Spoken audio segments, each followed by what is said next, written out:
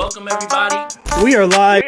My name is Jason Aponte. I am Andrew Pasquini. We're working. That's it. We're working over here. That's it. Let's go Niners. Let's go Niners. Sprint Ride Option Podcast. It is a new episode of the Sprint Ride Option Podcast. I'm Andrew Pasquini, joined as always by Jason Aponte. And in true Sprint Ride Option Podcast fashion, we're going to call it a new era, right? New logos, new all fun stuff. We can talk about that later. We're so excited for it to talk about it. And then Mitch Wisnowski comes in and just ruins it all. Signs a 4-year extension with the San Francisco 49ers. Jason Aponte, the most excited member of 49ers Twitter right this second. I think that's easily true. Jason, how you doing on 4 more years of Mitch Wisnowski Day? I didn't realize that this was such a strong brand for myself because my Twitter is, I thought I had a good day yesterday with my memes with, the whole Trey Lance lap dance fiasco. Yeah.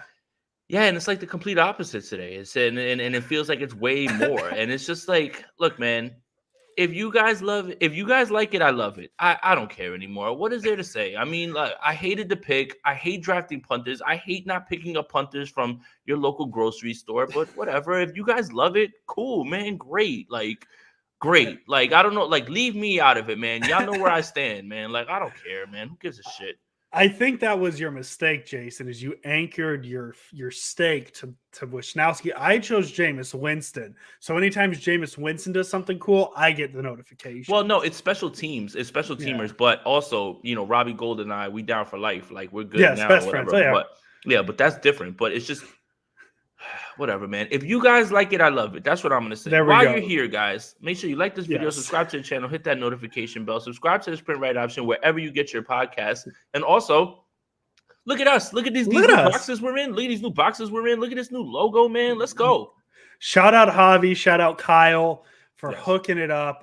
The new cover was a long time coming. We had a change. Obviously the big thing is Double B Studio. Look, man, let's pay our buddy lots of money. Forget the O-line needs. Wisnowski's good at blocking. He has those big hits, right? Every so often, maybe. No.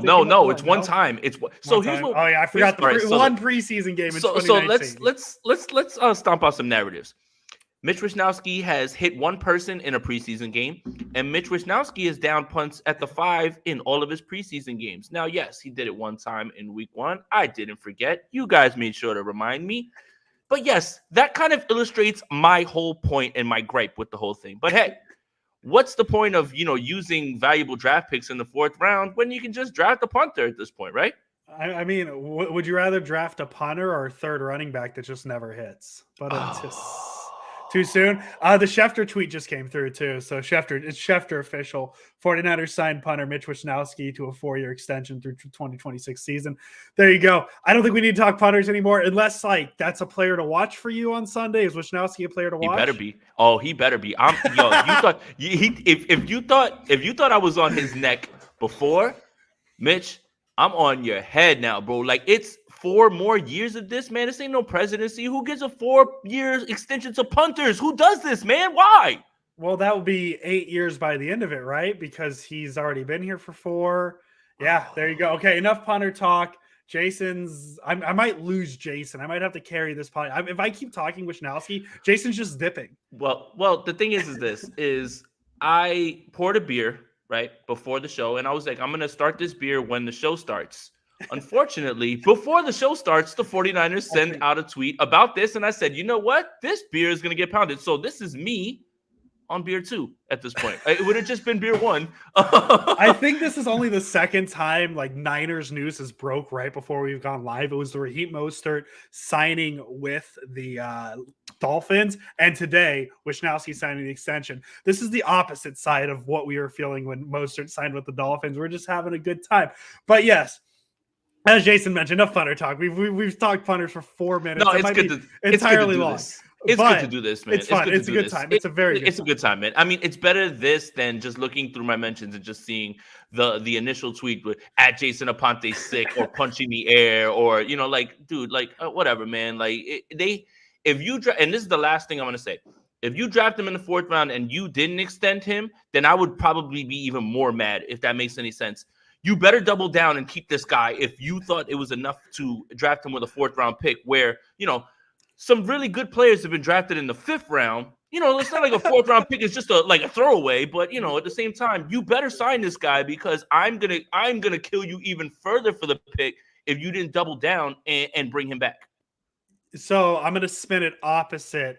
Good draft pick by the Niners. You get a 2nd contract out of a 4th-round pick. So I just spun it positively for you. There you go. There you go. We're done with punters. As Jason mentioned, new logo, all that new stuff. I don't think it should be said. We are not with Blue Wire Hustle anymore. We haven't been for a long time. We just finally got the change to the new cover, all that fun stuff. So it's exciting. It is a new era for the Sprint Right Option podcast. And I don't think I can think of a better week for it than Seahawks week. And yes, it's lost a little bit of its luster with Russell. I've realized that Russell Wilson kind of made it for me, especially after obviously Harbaugh Carroll, that's what started it.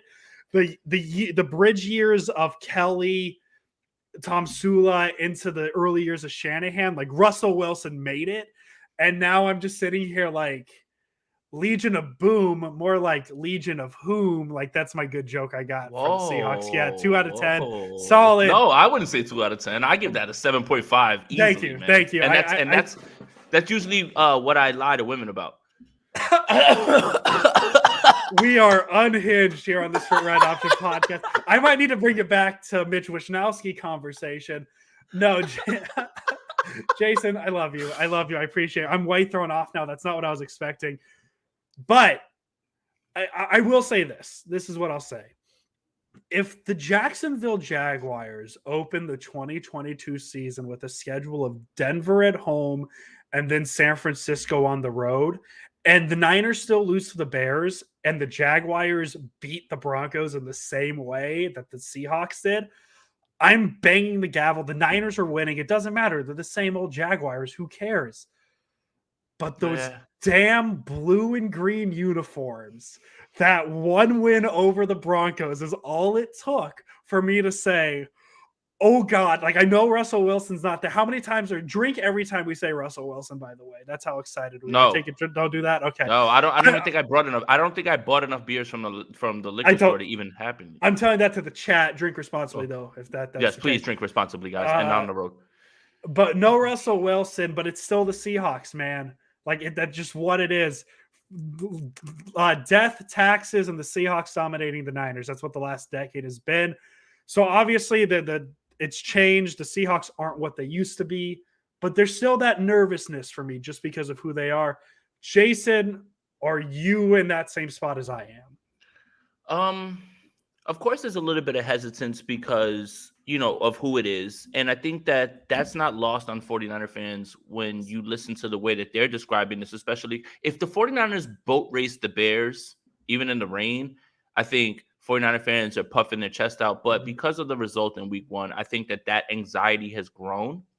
But I am here to be level-headed, nowhere near spicy, and also tell you that you should chill out if you are a 49er fan who is a bit anxious. The same way that the 49ers lost to the Bears, it's the same way Seattle won against Denver. Literally the same exact way. Let me real quick off the top of my head do some numbers. 95, 99 yards in penalties. Denver, 102 yards in penalties. Seattle didn't score in the entire second half. 2 fumbles at the 1-yard line. The Denver Broncos outgained, outthrew, out everything. And then you throw in Nathaniel Hackett at the end.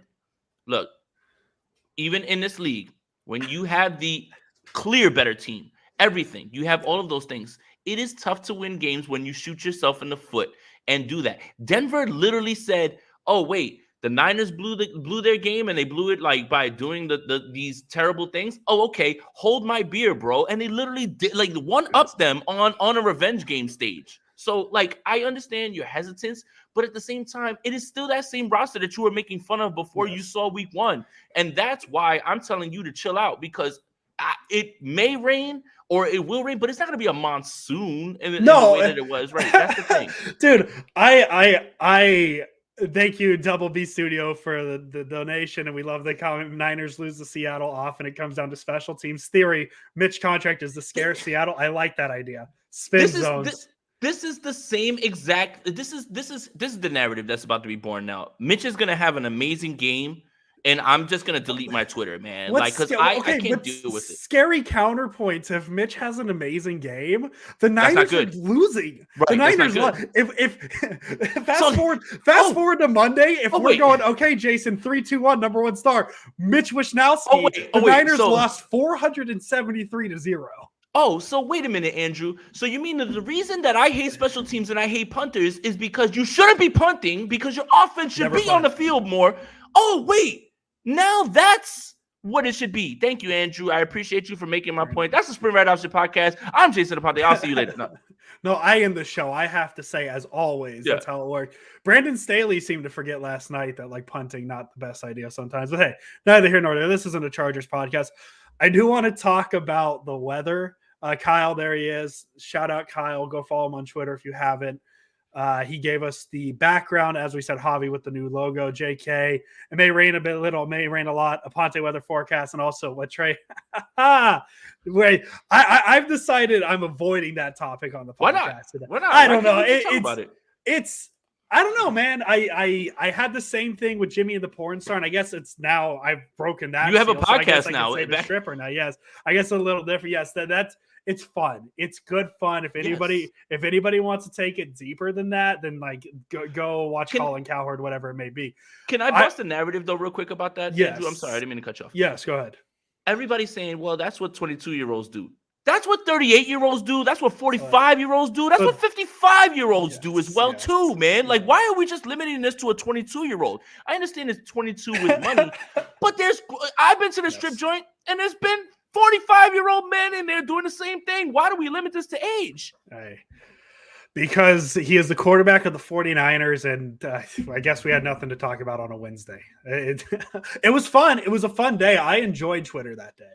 That was a fun day for the people who treated it as what it should have been, fun, and not taking it too seriously. It was a solid Twitter day for Niners. It was because the tension was too thick with people arguing on Twitter, and we needed a break. And that's why I stayed away from Twitter that day. And when that happened, I was like, oh, okay, I put the eye black on, and I'm like, look at our quarterback. Yeah, I was like, let's go to it. Let's go. Look at our quarterback uniting 49ers Twitter. We love it. Look. Oh, well, he's right. I mean, you can read JKBGs. I'm not going to post it up because we should have said there's probably people that listen to us in the car with their children. So, yes. There's people that listen to us only and be like, what does JKBG say all the time? You guys keep referencing. You got to watch the live stream for it. Back to the weather. We've just gone sideways. Mitch, strippers. It's a full episode here on the Sprint Right Option podcast. Week 2, baby. Week 2. The weather. I understand people seeing rain and saying, oh, God, it rained in Chicago on Sunday. It's going to rain in Santa Clara on Sunday. Jason, you don't live in California, so you might not understand this. The rain the Chicago Bears got Sunday in that 10-minute span where it was flooding, they had to put the thing. That might have been more rain than the state of California has gotten combined the last 5 years. Yes, it's supposed to rain a quarter of an inch. Yeah. A quarter of an inch. I could make another joke that I made earlier with that. I'm sorry, but keep going. Just stop. Trey didn't make it rain with quarters. Ayo, quarter of an inch.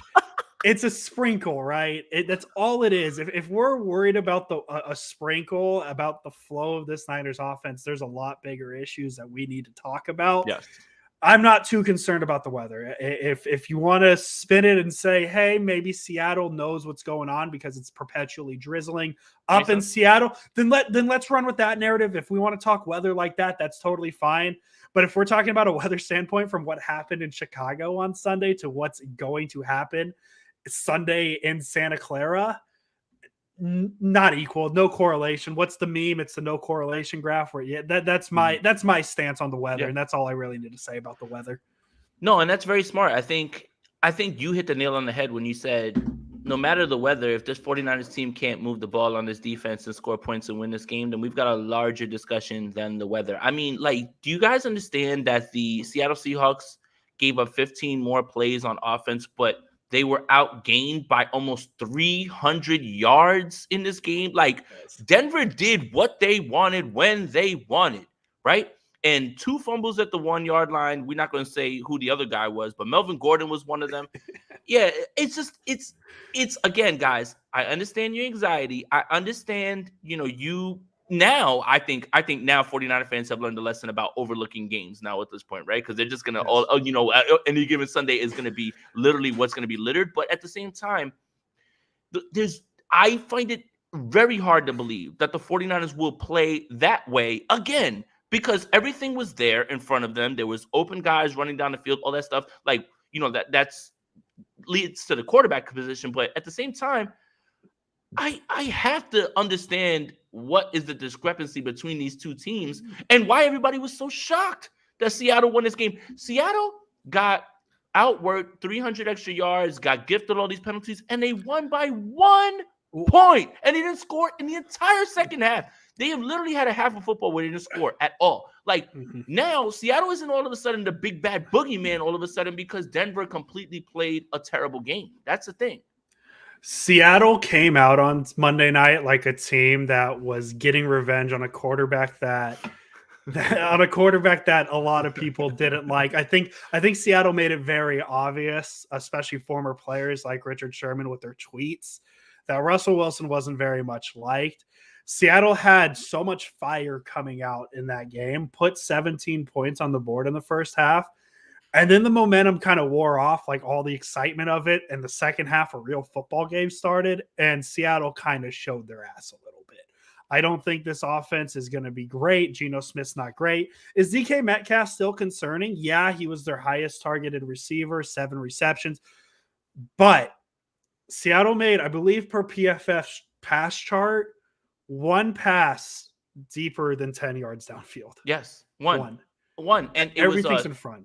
It was 33 air yards to Will Dissly, who, Seattle Seahawks fans argues better than, 85, whatever. But and we'll get to 85 here in a second. But the thing is, when you look at the next gen passing stats and the chart, everything is quick throw, short, right? Like, so what are the 49ers good at? Swarming at the ball, right? Like, I struggle with seeing the path for Seattle at this point, because Denver's defense largely did their job. Largely. Like, I mean, they should have no way scored 16 points. If you tell me Seattle scores 17 points, I tell you Denver scores 31. They probably should have. They left 14 points on the board with 2 fumbles. Like, It's just, again, it doesn't matter the gap in roster, coaching, anything like that. When you turn the ball over, when you penalize yourself, it is tough to win ball games, and that's when you let teams hang around. That's when these things happen. And then throw in, hey, Russell, we paid you $242 million, but on 4th and 5, let's just kick a 64-yarder, man. I feel safer unbelievable. With that. Yeah, so like, unbelievable. Again, it's all there in front of you to look at, the two teams being on the opposite ends of the spectrum, but being in the same game, if that means anything. It is literally the Bears and Seattle winning games because the superior team shot themselves in the foot. And to Double B Studios' point, do the Niners commit the same amount of penalties? No. They better not. And it better not be the one guy that I'm looking at to not do that. But they better not. And I don't think they will. For as much as I give the 49ers and Kyle Shanahan, well, more Kyle Shanahan, forget the 49ers. As much as I give Kyle crap for the way that he plays in week 1 or the way that he calls plays and the way that his teams come out, week 2 is like literally about face the other way, like completely. And that is like on mama, like everything. All you got to do is look at it. Like the Philly game wasn't as pretty or whatever. No, I get that. No. But usually week 2 is where it's at, man. Like, so again, I expect Kyle to be better. I expect this team to be better. And I expect the better team to win. Yeah, and real quick, just to correct something, Seattle had 6 targets over 10 yards. There's only 1 to DK Metcalf. Got that wrong, but that's okay. We fixed it. And to the comments point, yeah, the Niners, if they commit as many penalties again, then yeah, we're concerned. Jason, just to your point with week 2, in I'm not going to use 2017. The Niners were 0-10 to start the season. That's not a bill. Nope. 2018, week 2, they defeat the Lions 30-27. 2019, they beat the Bengals 41-17. That's a game a lot of people, I think, remember. That was the Niners kind of coming out party. 2020, after a week 1 loss against the Cardinals, they beat the Jets 31-13. And then last year, after a disappointing win, not disappointing win, but you know what I meant, for the win against the Lions, Eagles slow start 17-11, but the trend shows that the week 2 starts are a little faster. And I like to believe that Trey Lance is going to score more than 17 points compared to what the Niners did in week 2 last year against the Eagles. But yeah, when it comes down to it, Jason, you mentioned like the 2 fumbles at the goal line for the Broncos and that type of thing. Just you have that equal comparison with the Niner game. How different do you think the Niner game is without the Deebo Samuel fumble in the first quarter? Right? That type of thing. To have that happen twice for the Broncos, that's easily 14 points, as you mentioned, off the board. So the Niners and the Broncos, as Jason said, played almost the same game. They had the same level of mistakes. They couldn't quite get it going. And by the time they kind of got it working, it was kind of too late. And I don't think Kyle Shanahan's going to make as brain dead of a decision as Nathaniel Hackett did, letting 30, 40 seconds run off the clock before settling for. I think anytime you say settle for a 64-yard field goal, something's gone wrong somewhere.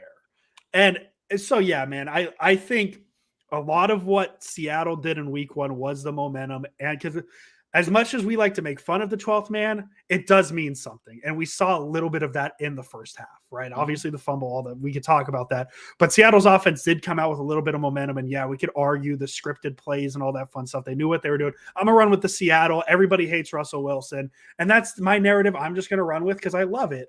So yeah, I think this is going to be a Seattle team that comes back down to earth.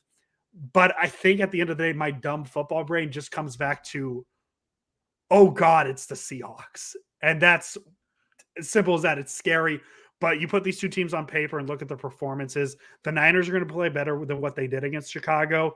And the Seahawks, I don't want to say they're going to play worse because they weren't great. They weren't good. So they'll probably play about what they are. And if that's what happens on Sunday, the Niners should win this game by 2 scores. And I think you hit the nail on the head again. Andrew's spitting, man. We're spitting. Like, when you're talking about how amped up Seattle was for this game, Pete Carroll would not stop talking about this game as much as he went on the radio over and over. I mean, guys in the post-game conference were talking about let's ride.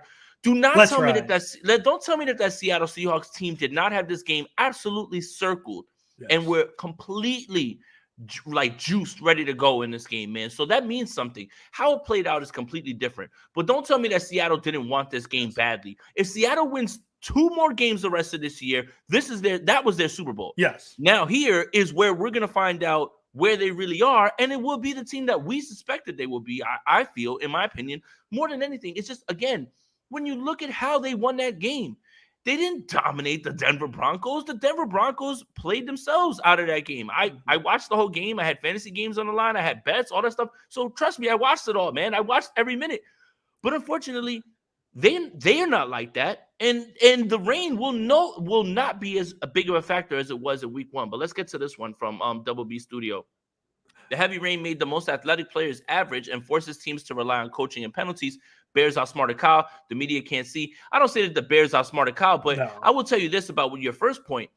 You know, everybody was like, well, Trey looks indecisive as a runner. Yeah, I don't really want to like plant my foot in the ground when I'm in a puddle and tear my ACL or something like that. Like, there was a lot of guys just trying to navigate that as best they could.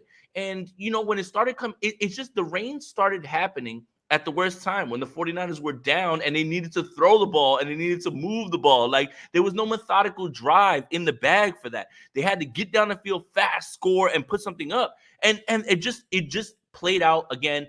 I hate to use this pun again. Perfect storm for a bunch of nonsense. And look, week 1, the Giants beat the Titans. Are the Giants world beaters now? The Denver Broncos lost to Seattle. Are they world beaters now? Are the Bears going to win another game the rest of the season? I don't know. Like, maybe not. They are going to get boat raced by the Green Bay Packers this week. I don't like you talking about Mitch Trubisky like that. You're not Jordan Elliott, man. You don't. I gotta defend my guy Jordan. I gotta defend. Look, all right. So Jameis Winston almost lost to the Atlanta Falcons. Yeah. Talk about week 1. Talk about crazy week 1. He almost lost. So again, you know what's crazy? Yes. How many times did they matched up? Didn't they match up in the first game after they just got drafted, right? It was Titans Bucks. First game ever. Yes. They matched up again. And Mariota almost got him again. Like, it was this close to almost getting him, man. Oh, so again, week 1, it's crazy. That's great random knowledge for Jason Aponte to pull out that he remembered week 1, Jameis Winston, Marcus Mariota debut against each other. That's Jason Aponte, 10 out of 10. Must follow on Twitter. We love him. Wow, that was exciting. I didn't expect that. I didn't expect that reference. You made my brain go back. I'm like, yeah, that is true, huh? Jameis is beating Tampa Bay on Sunday, by the way. Just throwing that out there. Revenge game. But yes, week 1, throw it all out. Weird things happen. I don't know how I feel about you talking about Daniel Jones like that too. I think the Giants are way better than that's a joke, Jason. But yes, week 1 didn't play that bad. He did it. I listen, not to make this a Giants podcast. Brian Dable, favorite coach right now, just for going for 2 in that situation. Throw that out there. We love that. Let's transition now to the Niners. We've talked a lot about the Seahawks. The big news of the day: George Kittle limited in practice with that groin injury. John Lynch said earlier today something along the lines of it's going to be up to game time decision for him. If he practiced today and Shanahan talked about how good he looked, I like to think George Kittle will be playing on Sunday, but we'll see what happens. I don't know. Groins are tricky. Groins are tricky, Jason. I'm sure you got another reference on that as well, but groins are tricky, so you don't know. No. We're not going to make it a bunch of like juvenile jokes, but Eric Branch of the San Francisco Chronicle put out a story today saying that he believes that Kittle's not going to play. And I don't know like what's going on with Eric Branch, man, because he's made this like complete heel turn and cherry picked a stat that I have a huge issue with, man. He said something about the last 44 games, the 49ers have only thing, yeah. And he literally cut it off right before the 49ers only scored 9 against Washington, man. It's just all right, but not to make this about like Eric Branch, but Eric Branch seems to think that he's not going to play. And in this case, I do think the weather would be a bit of a factor in this. If it is raining, if they get out there and they realize, you know what, man, it may rain on and off. We're not going to risk it. Plus, we can beat the Seattle Seahawks without George Kittle. Maybe he may not, but I don't want to believe one thing or the other. Him getting in a limited session is very encouraging, and to hear Kyle, speak that way about him is encouraging. But I wouldn't put it past Kittle to not play in this game. I wouldn't put it past the 49ers to just say, hey man, nah, I don't know. Yeah, and my counterpoint just to the weather thing affecting what George Kittle's going to be, I like to think like it holds up in my head, that thought. But at the same time, I like to think Shanahan is in a position where he doesn't want to mess around and fall to 0-2 on accident just in case. And I think if Kittle shows the sign that he can go, I think he will go despite what the weather looks like. But I do understand that thought. I just think that the thought of falling to 0-2 against the Seahawks would push for Kittle to play if it's 75-25, 80-20, whatever it may be. Let me press the issue then with you, Mr. Andrew Pasquini. Yes. Now let's get it. Is this a must-win game for the San Francisco 49ers? I'm on my 3rd article right now. And in all 3 articles, kind of just in the little intro talking about the game, I have said in what might be a must-win, and I've backspaced that question about 3 or 4 times now. I don't know, man, because 0-2, like there's this dumb narrative about 0-2, right? It's 2 games, but for every team 0-2, I guarantee you, if you go to Sunday Night Football's broadcast, ESPN, NFL Network, on Tuesday morning, Monday morning, whatever it'll be, they'll have a list of the teams that are 0-2, whoever it may be, and then underneath they'll have that percentage of, and I don't know the percentage off the top of my head, 25% of teams who start 0-2 miss the play or make the playoffs, whatever it is, the bad stat, right? I hate making week 2 a must win. But Jason, I think week 2 is a must win because I don't think and see, even saying it out loud, I don't like it. It feels weird because it's a week 2, but I guess the context is what is important here, because if it was an 0-2 where the Niners started against the Chargers and the Chiefs, 2 really good teams that hey, they could lose to, I think that's a different 0-2. But if you're telling me 0-2 against the Bears and the Seahawks, that's where I lean to be a must win. So I'll say must win just for the argument of sake. And I see Roland saying the teams that start 3-5.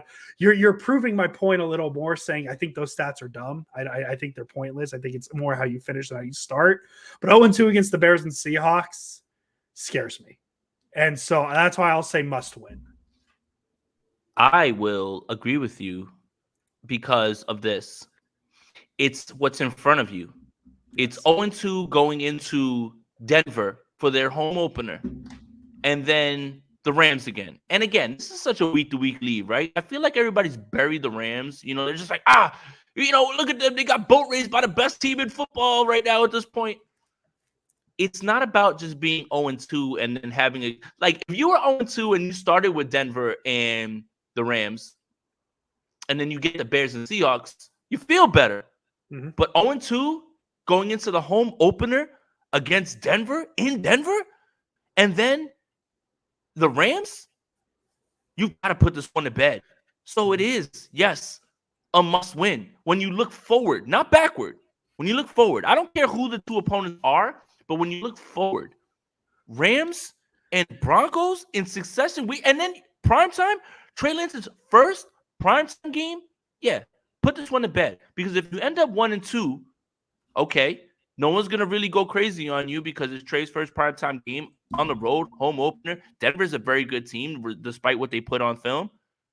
Yes. I mean, and as much as I have been staying away from overreacting, if you're the team we think you are, put this one to bed, and we'll see you in Denver, and we'll take our chances when we get there. If the schedule didn't get exponentially harder going forward with these next two, then I would disagree with Andrew Pasquini, but get it done. Get it done, man, please. And even too, if you want to look a little further ahead than just the Broncos and Rams, Niners get a little bit of a break with the Panthers and Falcons, but then they go Chiefs, Niners can't play the Niners, Chiefs, Rams, Chargers. So it's even tougher after that. And this is definitely when you want to bank the win. So yeah, Jason, you just sold it to me. I'm 100% now. This is a must win, and now I'm probably going to throw it in one of my articles real quick and just mention it. Maybe must win. And yes, the 49ers are 6-9 without George Kittle. Nice. I want to go real quick. Yeah, that is nice. That's a nice stat. I want to go through some of the quarterbacks that played in those games real quick, just so I can tell everybody to chill out. Nick Mullins lost the game without George Kittle, so did CJ Beathard. Jimmy Garoppolo wasn't even there for half of it. I don't care about that number. That number does not bother me at all. Now, am I telling you that George Kittle doesn't matter? Nope. But I am telling you that it helps when your quarterback's competent. And a lot of those games were not with a competent quarterback. So that number kind of gets thrown out for me. I am not trying to say, hey, whatever, it's George Kittle doesn't matter. No. The 49ers could have used George Kittle in week 1. They might have won that game if that's the case. I want to make that clear. But I'm not about to go historically and say, well, they were 6-9 without Kittle, without providing the context of the fact that there was a plumber and electrician in 2 of those games, man, or 3 of those games. What are we doing?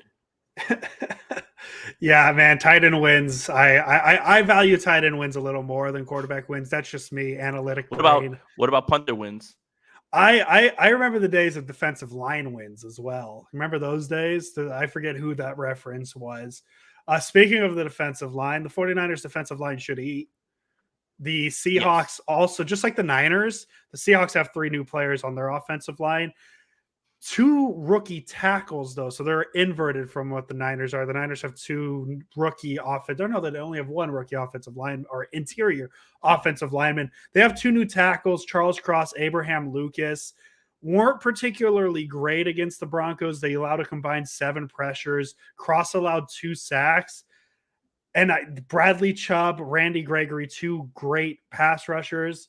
It's not much easier with Nick Bosa and Samson Ebukam, I don't think I saw somebody mention Javon Kinlaw as well. Kinlaw, very good in week 1. Ebukam was pretty good in week 1 as well.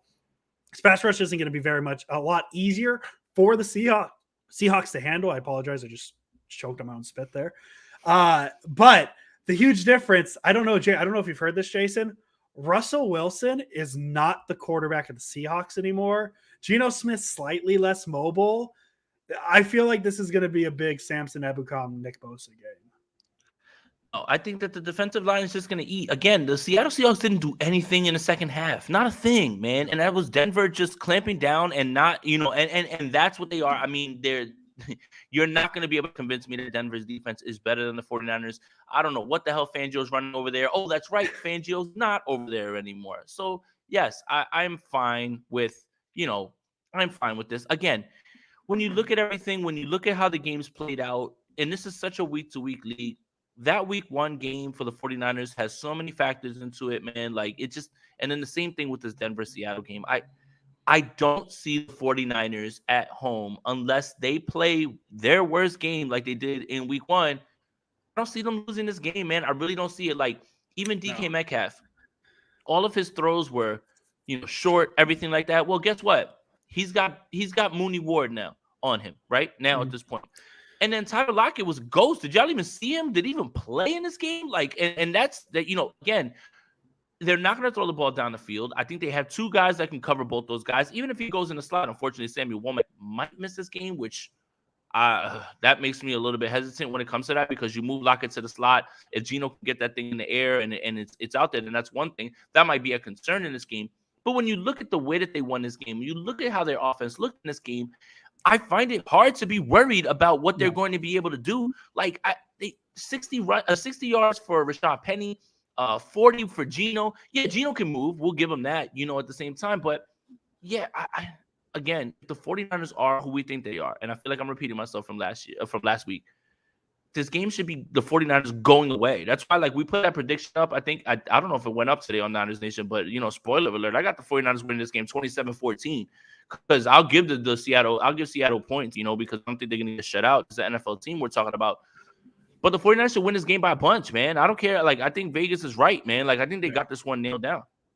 Yeah, spoiler, and I guess, I have a blowout as well. I think I had 34-17, something weird like that. But hey, we'll do that later as well. We'll cover that. The Niners should win this game. And I guess now we're transitioning slowly to the prediction portion of this. I think this is something small. I don't know if it's worth even mentioning, Jason, because technically Lance came in for majority of the Seattle game early in the season last year and then started against Arizona. But this is the first time Trey Lance is starting back-to-back games. I don't know what that means. It's just something I feel like I should throw out there. It'll be interesting to see how he bounces back from what last week was. I think that's something curious that'll happen, and then hopefully he improves. I'm curious to see how he's using the run game with no Elijah Mitchell. Are we going to get a Marlon Mack appearance? I don't know. I think the running game is going to be interesting to watch, but the Niners as a whole are better than the Seattle Seahawks. And I hate to say this again, but like I said it last week, 9 out of 10 times this Niners team is beating the Seattle Seahawks.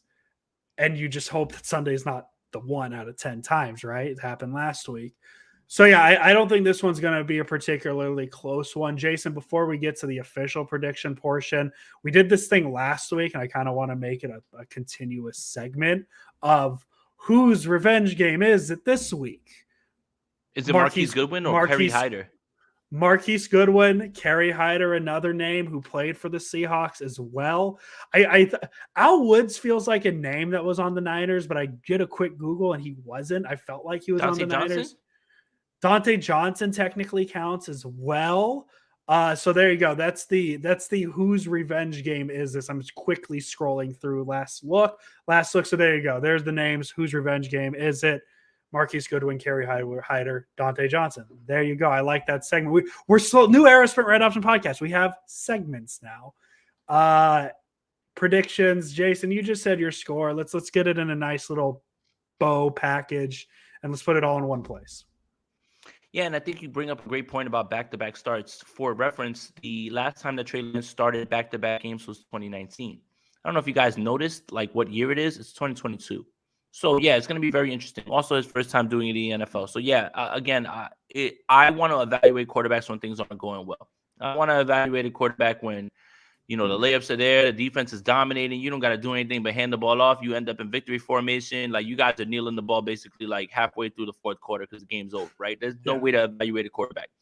You evaluate the quarterback when things are going wrong. That's what I'm looking to see here. I'm looking to see if Trey is truly walking the walk, because he is. He's saying everything that he's been right to say. Like, he's been so good in all of these press conferences, even a nice little subtle, dart at Grant Cohn, which starts to get me a little bit nervous that 49 players are starting to watch all our podcasts and stuff like that. So maybe we should watch what we say. Trey Lance watches us. I'm pretty confident. He rotates between clubs in our podcast. And for the people asking, I don't know, will PD blitz the heck out of Trey? I don't know, man. I don't think the teams are ready to do that just now, because I think that they can get there with 4, and they want to see if Trey can beat them through progressions. I mean, for the 5th time, I think in like 13 years or something like that, a quarterback has not been blitzed at all, and that was one of those was Trey Lance. Now, does that have to do with the weather? Does that have to do with the game plan? I don't think that Pete is ready to do all that. Now, look, one thing I want to point out too, Jamal Adams is missing in this game, and make your jokes is fine, whatever it is, but they're not a better team without Jamal Adams. So let's just make sure we get that out of the way. Like, make your jokes, whatever that is, that's fine. We will too. But like, I mean, not about his injury. You're talking about like, what they traded for him, all that stuff. Fine. Yes. That's fine. But they're not a better team when Jamal Adams is sidelined. Let's also get that clear. So again, I've got this game. I believe I had a 27-14. I have a tough time seeing the path for how Seattle scores in this game. Will not be nearly as slick on the field. The 49ers will be at home. The defense is mad. This team is mad. Week 2 Kyle is real. I just have a hard time with it. I really do, man. I really do. Yeah. For all the points that Jason just made, Niners are a better team overall than the Seattle Seahawks. Seahawks. Who cares, man? Who cares? It's the Seahawks. Nobody cares. Who cares about that team? Russell Wilson doesn't. Drink. 34-17. 49ers win. I think Trey Lance looks better than last week. I don't know about the blitzing question, because I do think it's a curious thing that the Bears did not, and maybe saying, hey, beat us with these progressions. You're not going to be able to run. Although Lance had a very good day on the ground as well. Niners are better than the Seahawks. I'm tired of talking about the Seahawks like they're the big bad wolf in the division, because they are no longer that. They weren't that last year either, and the Niners couldn't get it done. 2022, the year the Niners changed the narrative on the Seahawks. I'm nobody you need to know. Thank you for the donation. You're somebody I would like to know. Thank you. Either 31 or 24 to 12 Niners win. No touchdowns for Seattle. 4 field goals. I love that. In honor of Wisnowski, special teams game for the Seahawks, 4 field goals. I got the Bleacher Report notification. It just says 49ers extend punter 4 years. That's the headline. They don't even get the Wisnowski name. It's not even extends Wisnowski. It's just 49ers extend punter. That just proves my point. Even Bleacher Report was like, yo, just get this out. Who gives a shit? I expect this game to be crazy. I expect this to be a blowout, because I won't be able to watch it live, and weird things happen during live games. I'm going to a wedding on Sunday, so I'm going to have to watch after the wedding. Yeah. Can I ask a question? Yes. The audacity of someone to plan their wedding on a Sunday during football season. During football season, yep. I understand Saturday's more expensive. But if you don't have the money to do it on Saturday, you don't just save a few bucks to do it on Sunday and ruin a bunch of men's day. I'm sorry. Congrats to the happy couple, but come on. Shout out, yes, I love them. 2 of my best friends getting married, but missing the Seahawks game. But for what it's worth, I did take the next day off to watch the Niners game, so I'll be caught up. Podcast will be firing on all cylinders. Jason, handshake emoji. I would not go. I would just send a gift, in my opinion. It was a thought. Let's just throw that out. It was a thought. We'll throw that out. That's all I'll say. I'm excited for the wedding, though. It'll be fun. Free alcohol. Who doesn't love that? Well, that's Jason. There you go. It should be a fun football day. The Niners will beat the Seahawks. We're talking it into existence. We're not even going to leave the loophole in there. I'm excited because, not only can I talk about punters, but Wolves, they're playing Manchester City tomorrow morning, 4:30 a.m. I'm going to wake up bright and early. It's a good sports weekend for me. Aaron Judge chasing 63. Good weekend for the Yankees. Nobody cares about baseball. Just we're an Aaron Judge podcast at this juncture. Jason, do you have any last thoughts?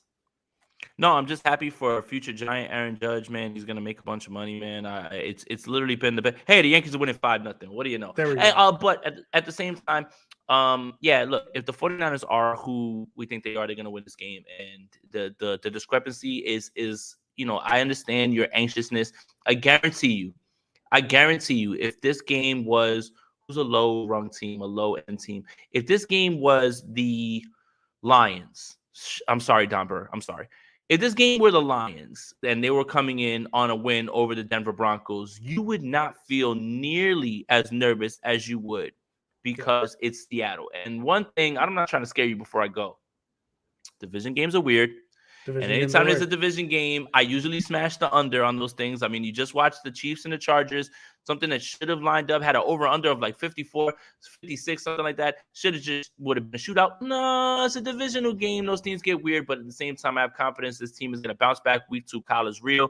They are so much better than this team. Yeah. That team cannot play as bad as they did in week 1. It's like nearly impossible for them to follow that up with the same type of performance. So look, 49er fans, I understand it. And I understand, overlooking opponents. I think we went through that. I think you can, whatever, but I think your hesitance towards it is valid, especially after what we saw in week 1. I definitely needed this podcast, Jason, because you have talked me off the ledge. I'm confident, 100% confident the Niners are going to win. No doubt. I don't care about those ugly blue and green uniforms. They can't hurt me anymore.